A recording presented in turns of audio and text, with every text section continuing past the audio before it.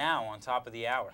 Summer is getting closer and closer, usually for coasts and islands. This means shark season. A shark leaves a man dead in Mexico. We have details in the tragedy. Plus, the first round of the NBA playoffs is almost over.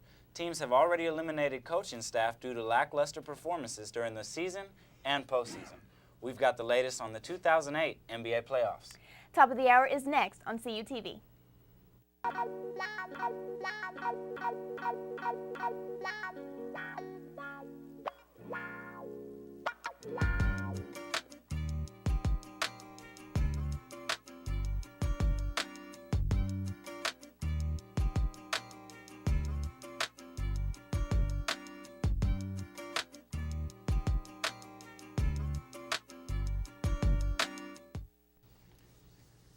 An American surfer is dead after a shark attack off Mexico's southern Pacific coast. The San Francisco man bled to death after a gray shark bit his right thigh, leaving a 15-inch wound. The U.S. Embassy in Mexico could not immediately confirm the man's name, but local authorities identified him as a 24-year-old who was surfing with a fellow American. The attack occurred at the Tronacones Beach near the beach resort of Ixtapa. The other man was not injured. On to some basketball news. The NBA playoffs are almost into the second round. With that being said, teams like the Phoenix Suns and the Denver Nuggets have already been eliminated. Other teams like the New Orleans Hornets, Atlanta Hawks, and the Philadelphia 76ers have made their presence felt by either moving on to the next round or staying alive in a series that could have been a sweep. The Lakers, Hornets, Spurs, and Magic have already moved on to the second round. Los Angeles will face off against the winner of the Utah-Houston series. Utah is up 3-2. Spurs and Hornets are set to play in the battle of the point guards. Tony Parker will be matching up with the young phenom, Chris Paul. Speaking of phenoms, Dwight Howard has led the Orlando Magic past the Raptors, and they will play the winner of the Detroit-Philly series. LeBron and his Cavs are up one game against the Washington Wizards, and the Celtics and Hawks are also at 3-2 in their series. We've all heard people seeing images of Jesus in different objects and settings, but Ohio has taken it to another level. A woman saw an image of Jesus Christ in her ultrasound picture. Monette Sledge got an ultrasound in preparation for her first baby and was shocked to see what appeared to be Christ on the cross. Sledge says people say maybe my baby is going to be blessed, and it could be a good sign. Doctors say the baby is perfectly healthy and due in August. After a disappointing series against the New Orleans Hornets, the Dallas Mavericks have dismissed Avery Johnson as head coach. Johnson was the 8th coach in team history and posted a record of 194-70. That record makes him the most successful coach in the franchise history by far. However, now the search begins for a new coach. Dirk Nowitzki still remains the superstar, but the Mavs picked up Jason Kidd, who is way past his prime this last season. The 4th all-time winningest coach has been hired to help a team who was well below 500 during the 08-09 NBA season. Larry Brown was named as head coach of the Charlotte Bobcats. The Hall of Famer brings 23 years' experience as the 3rd coach in franchise history. Bobcats manager Michael Jordan stated that the former coach of the year has a basketball resume that few coaches have in the league, and that he is one of the greatest coaches in the game. Jory, what stories do you have for us today? Hello everyone, and welcome to On the Edge, where we cover all the latest in celebrity and entertainment news. Today, our topic is celebrity marriages and their nasty divorces. Britney Spears has been given the perfect Mother's Day gift, a day with her kids.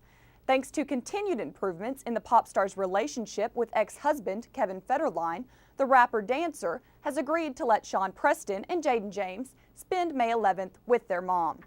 Federline was given full custody of the kids after Spears staged a standoff with police after she refused to hand over her sons after a scheduled visitation in January.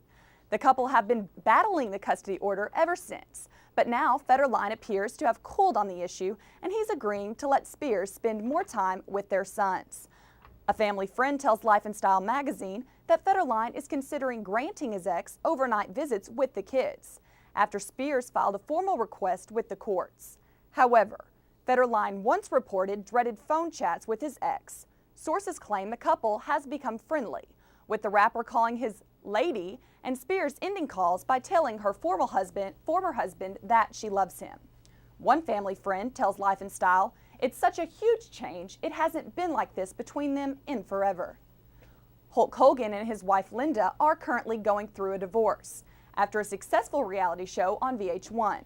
Linda seems to be questioning how much money Hulkamania really has. Hulk's soon-to-be ex-wife filed with Florida's Pinellas County Judicial Court asking the Hulkster to come clean with how much money he makes, and she needs to know right away.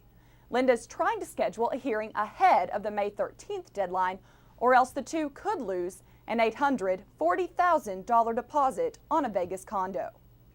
Thanks for joining me with On the Edge. I hope you enjoyed all our shows this semester. I'm Jory Palmer reporting for Top of the Hour. Your typical weekend workshop consists of sitting in a classroom for 2 Saturdays in a row. There's one workshop called Project Wet that takes you outside the classroom and into our environment. Melinda Bonner takes us to the Frederick Wetlands with Project Wet. Project Wet is a nonprofit education program for both children and adults. It is offered as a weekend workshop here at Cameron, once every semester. Project Wet teaches us the significance of water and our environment. One aspect of the course focuses on the wetlands that exist here in Oklahoma. Dr. Call, a Project Wet facilitator and a physical science professor at Cameron, talks about the importance of the Oklahoma wetlands. To me, it's twofold. One, it's part of the migratory route for songbirds, waterfowl, stopover areas for ducks, geese, sandhill cranes, flying north, flying south, but also it's flood control. 2/3 of the wetlands in Oklahoma have been lost to agricultural, industrial, and residential development. Hackberry Flat represents an effort to reclaim the natural wetlands here in Oklahoma.